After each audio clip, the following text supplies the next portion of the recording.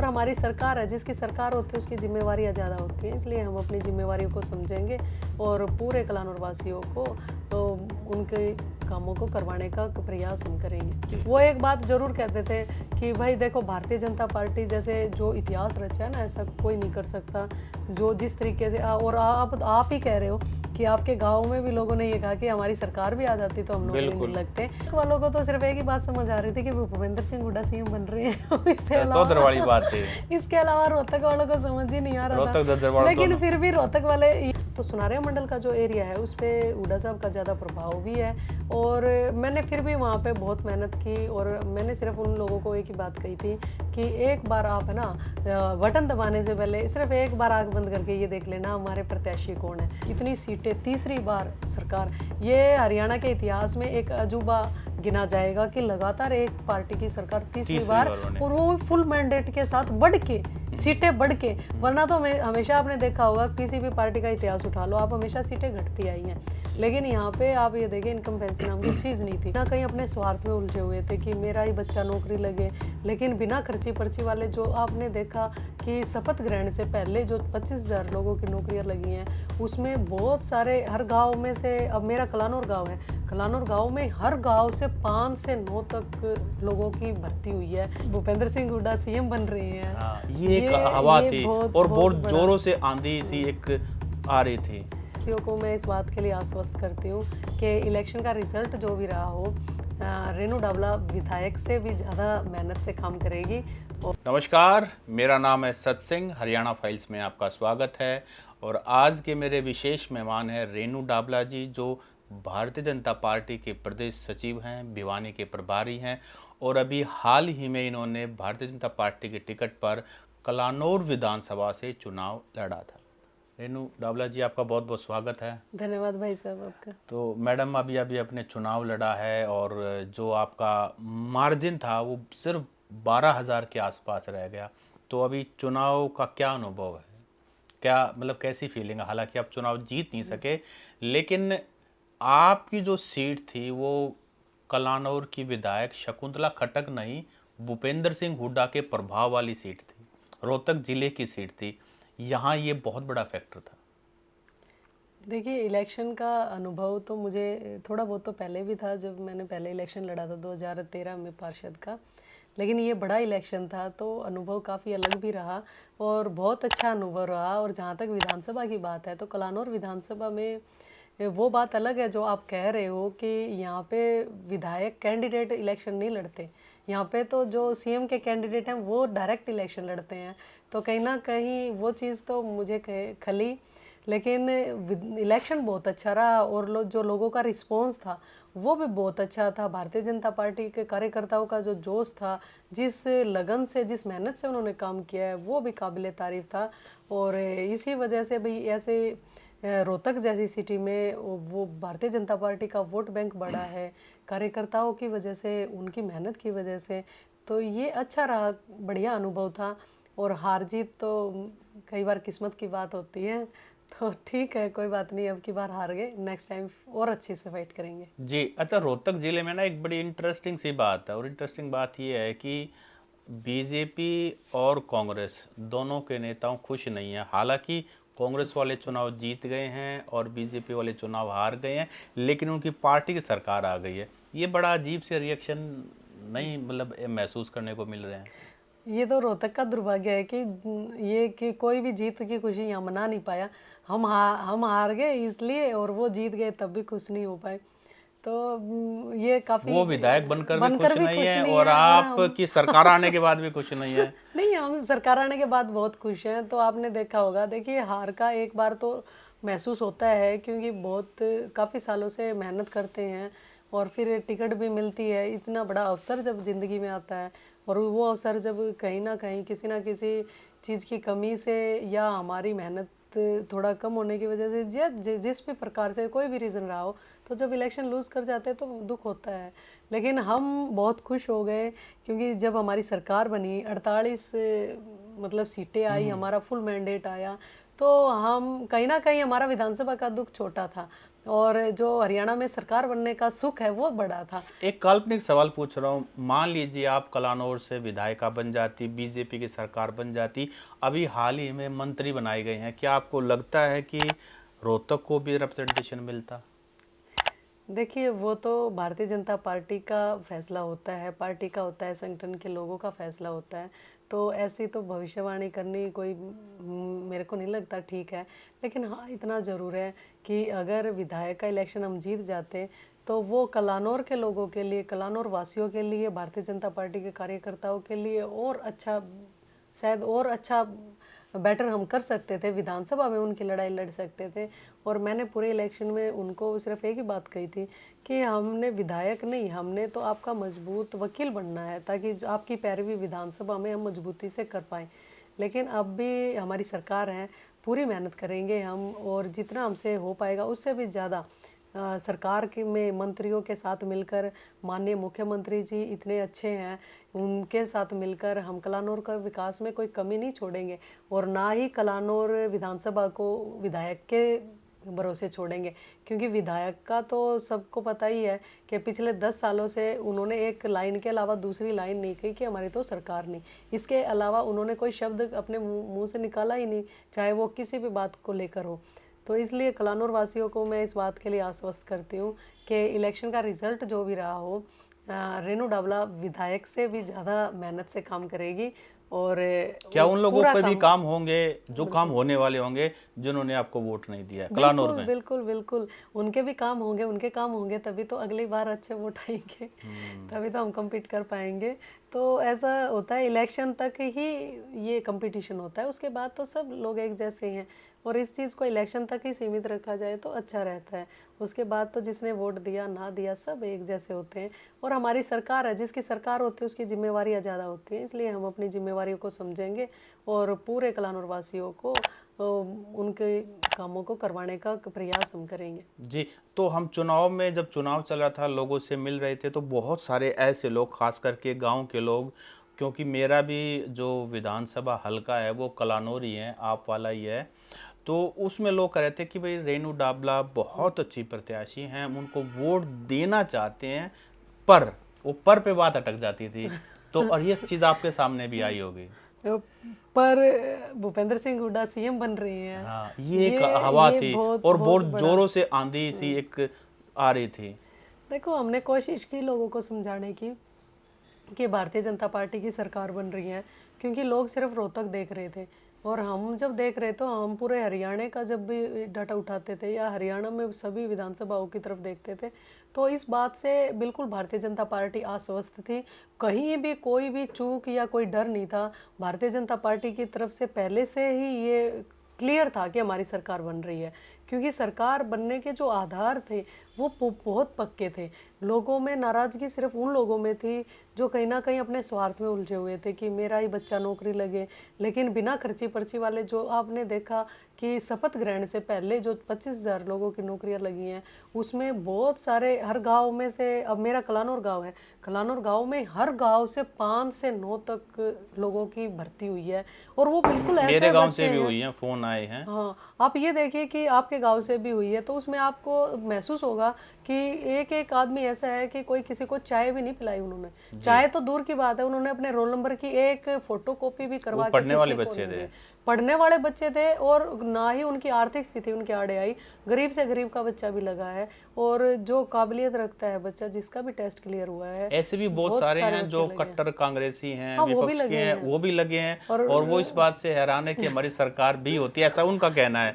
मुझे नहीं पता ऐसा तब भी नहीं होता नहीं लगते। होता, तो वो कहता है कि कम से कम बिना खर्ची पर्ची हम नहीं लगते। तो ये तो बीजेपी की इस मामले में तो तारीफ करनी बनती है। देखिए, जब हमारी सरकार थी अब पीछे भी, तो माननीय हमारे मुख्यमंत्री जी नायब सिंह सैनी जी ने बहुत सारे इंटरव्यू रिजल्ट निकाल रहे थे, टेस्ट क्लियर किए बच्चों ने रिजल्ट निकाल रहे थे, लेकिन कांग्रेस सरकार के जो लोग थे उन्होंने जाकर वो उस पर भी स्टे लेकर आए। तो मुझे लगता है कहीं ना कहीं ये नौजवान जो हरियाणा का है वो इस बात को समझ चुका था कि भाई जो लोग अब भी हमारे भविष्य की चिंता नहीं कर रहे, अब भी सिर्फ उनको ये चिंता थी कि कहीं इनको 2 वोट फालतू ना मिल जाए, कहीं इनकी सरकार ना बन जाए, इसलिए इन लोगों का रिजल्ट रोको, वो रिजल्ट रोकने के लिए सिफारिश कर रहे थे। जबकि भारतीय जनता पार्टी के मुख्यमंत्री और पूरा संगठन इस बात के लिए कोशिश कर रहा था कि हमारी, उन्होंने ये नहीं सोचा हमारी सरकार बन रही है ना बन रही है, ना उन्होंने वोट की राजनीति की। उन्होंने सिर्फ एक बात कही कि जो जिन बच्चों ने टेस्ट दिया है उनके रिजल्ट आउट करो, उनको जल्दी से जल्दी ज्वाइन करवाया जाए। और आचार संहिता लगने के बाद भी उनकी पूरी कोशिश थी, उनकी मंशा अच्छी थी, उनकी नीयत साफ थी कि सही में इन बच्चों की रोजगार मिलनी चाहिए, लेकिन उसमें भी कांग्रेस के नेताओं ने बीच में आकर वो रुकवाया। तो मुझे कहीं ना कहीं ये लगता है कि लोगों को ये बात समझ आई कि कांग्रेस को कहीं भी किसी भी एंगल से अपने हरियाणा के युवाओं की चिंता नहीं थी, उनके रोजगार की चिंता नहीं थी, उनको सिर्फ वोट लेने की बात थी। उनको सिर्फ ये था कि हम वोट लें, हम सत्ता में आ जाएं और दोबारा से वो जो गांव के 2-3 चौधरी बन के अपना काम चलाते थे, जो जिन लोगों को अपनी मर्जी से जो नौकरियां देते थे मनमर्जी से, तो ये चीज़ उनको बस उसी बात का इंतजार था। आम व्यक्तियों में हम जाते थे तो उनमें बहुत अच्छी भावना थी। वो एक बात जरूर कहते थे कि भाई देखो, भारतीय जनता पार्टी जैसे जो इतिहास रचा है ना, ऐसा कोई नहीं कर सकता। जो जिस तरीके से और आप ही कह रहे हो कि आपके गांव में भी लोगों ने ये कहा कि हमारी सरकार भी आ जाती तो हम नौकरी नहीं लगते, लेकिन आप ये देखिए कि उन लोगों को कितनी खुशी हुई है कि कहीं ना कहीं उनके मन में ये है कि हमने वोट भी नहीं डाला लेकिन फिर भी हमारा बच्चा लगा है। तो ये बहुत बड़ी बात वैसे एक बात है कि अभी आपने कांग्रेस की कमियां गिनाई, लेकिन आपने अपनी राजनीति भी तो कांग्रेस से शुरू की थी, तब तो अच्छी थी, आज बुरी लग रही है। नहीं देखिए, जो नीतियाँ होती हैं, अगर हम नीतियों की बात करें तो ये एक अलग बात है कि भाई मैं भी कांग्रेस में रही हूँ, मैं मेयर भी रही हूँ शहर की, काम भी करवाए हैं। तो हमारा एक ही दृष्टिकोण था कि लोगों का विकास हो, लोगों को जो आधारभूत सुविधाएं हैं वो मिल सके। और आपने देखा होगा कि मेयर रहते भी हमने बहुत सारे ऐसे ऐसे काम किए जो बिल्कुल, जहाँ पे विकास नाम पे बिल्कुल जीरो था, वहाँ उन कॉलोनियों के काम से हमने शुरुआत की। तो दिमाग में ये बहुत पहले से था कि हमने लोगों के लिए, समाज सेवा के लिए राजनीति में की है। तो वो बात अच्छा, ये कहीं ना बताइए, कहीं। नायब सैनी जी से कितने बार मिले हैं आप? और जैसा कि हरियाणा में तो छोटी सी कुर्सी मिल जाए तो तन जाते हैं और घमंड का लेवल ही अलग होता है, तो नायब सैनी जी से मुख्यमंत्री बनने के बाद मिले हैं, तो कैसा व्यवहार है उनका? देखिए, नायाब सैनी जी तो है ना, मतलब उनके बारे में तो क्या कहा जाए कि उनके बारे में तो कितना भी कहें हम उतना कम है। अब मैं तो खैर बनने के बाद एक ही बार मिली हूँ, लेकिन उनको आज भी जब वो प्रदेश अध्यक्ष बने, जब उनके साथ में मुझे दोबारा से प्रदेश सचिव बनाया गया, वो प्रदेश अध्यक्ष बने थे और मैं शायद लगभग 1 साल पहले, तो तब भी उनका व्यवहार वैसा ही था और उन प्रदेश अध्यक्ष बनने से पहले भी ऐसा ही था। और अब दोबारा सीएम बन के जब मैं कल मिली हूँ तो तब भी उनका व्यवहार ऐसा ही है। मतलब कोई उस आदमी में कोई ये नहीं कि सीएम बन गए हैं, और वो भी 48 सीटें, जो हमारी 2014 में भी नहीं आई थी इतनी सीटें, तीसरी बार सरकार। ये हरियाणा के इतिहास में एक अजूबा गिना जाएगा कि लगातार एक पार्टी की सरकार तीसरी बार, और वो फुल मैंडेट के साथ बढ़ के, सीटें बढ़ के। वरना तो हमेशा आपने देखा होगा, किसी भी पार्टी का इतिहास उठा लो आप, हमेशा सीटें घटती आई हैं। लेकिन यहाँ पे आप ये देखिए, इनकम्बेंसी नाम की चीज नहीं थी, लोगों ने और भी ज्यादा प्यार और नहीं, एंटी आशीर्वाद दिया। इनकम्बेंसी तो थी, लेकिन एंटी इनकम्बेंसी दोनों तरफ थी।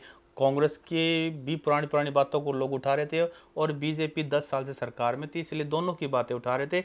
लेकिन आखिर में शायद 2-3 दिन में सारा गेम घूमा लेकिन है। कंपेयर किया जाएगा, आप हाँ, यही कहना कंपैरिजन चाहे, हुआ है जी, कंपैरिजन कंपैरिजन हुआ हुआ, तो कहीं ना कहीं लोगों ने तो ये लोगों ने पसंद निर्णय किया लिया है। कि बीजेपी पार्टी फिर भी बिल्कुल। उनके हित की पार्टी है। इस पार्टी में चारों लोगों का हित है, किसान का भी हित है, गरीबों का हित भी है, महिलाओं का हित भी है, युवाओं का भी हित है।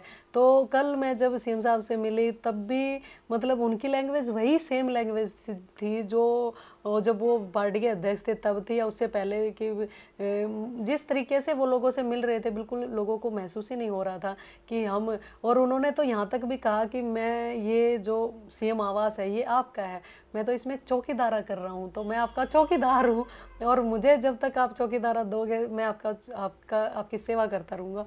तो ऐसे मतलब लोग है ना खुश होते हैं, लोगों को इतना अपनापन महसूस होता है आज सीएम आवास में जाकर जैसे। और उस सीएम आवास के दरवाजे जो 24 घंटे खुले रहते हैं आम व्यक्ति के लिए भी। तो बहुत चीज़ें ऐसी हैं कि जो नायब सिंह सैनी जी के बारे में, मुख्यमंत्री जी के बारे में कही जाए ना तो लोग भावुक हो जाते हैं, उनकी जब भावना देखते हैं, उनके मिलने का तरीका देखते हैं, और आम आदमी से भी। अब उनको क्या पता किसने वोट दी किसने नहीं, वो हर कार्यकर्ता से नहीं, हर हरियाणा के वासी से उसी तरीके से, उसी प्रेम भाव से मिलते हैं।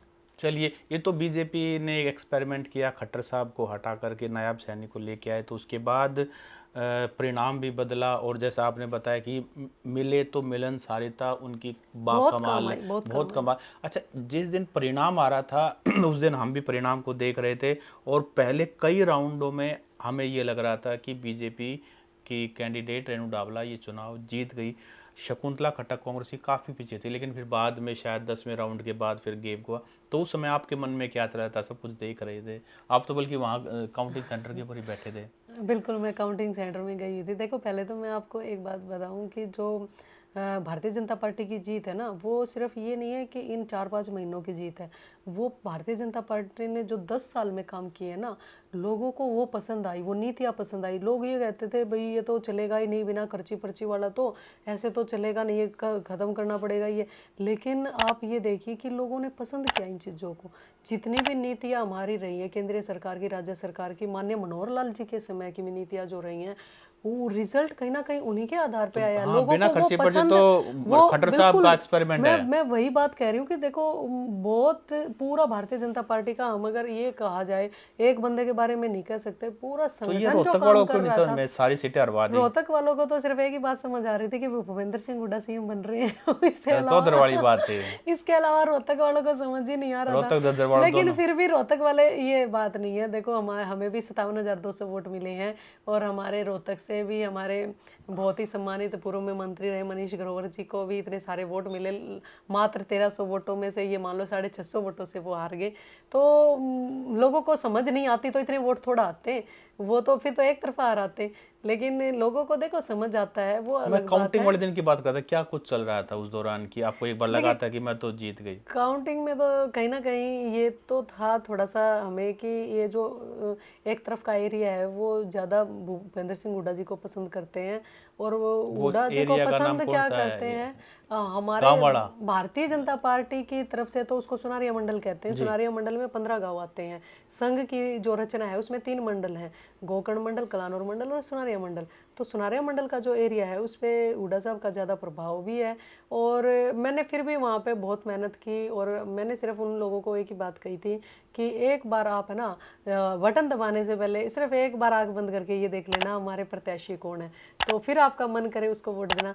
लेकिन मुझे लगता है किसी ने भी है ना आंख बंद करके वो विचार किया आग ही बंद करेगा तो नहीं। हुड्डा साहब का ही। बस बस प्रत्याशी के बारे मतलब में किसी ये ने रेनू विचार डाबला ही नहीं वर्सेस किया। भूपेंद्र सिंह हुड्डा का चुनाव था तो कहीं ना कहीं एक मुझे तरह से। ये महसूस हुआ, और मैंने बहुत बार लोगों को ये भी कहा कि भाई आप है ना ये मेरे साथ नाइंसाफ़ी कर रहे हो, कि देखो लड़ाई तो दो, अगर कहीं ना कहीं खेलों में भी जब कंपटीशन होता है तो सेम कैटेगरी का होता है, कि तो आप कैटेगरी तो बदल रहे हो।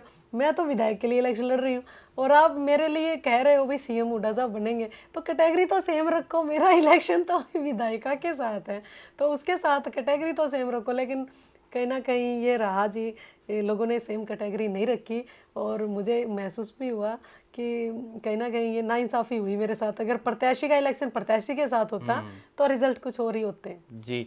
तो ये थी हमारे साथ कलानौर से भारतीय जनता पार्टी का जिन्होंने हाल ही में चुनाव लड़ा, रेनू डाबला जी। इनसे हमने काफ़ी सारी बातचीत की। रेनू जी, आपने हमसे सारी बातों का तसल्ली से जवाब दिया, आपका बहुत बहुत धन्यवाद। धन्यवाद भाई साहब।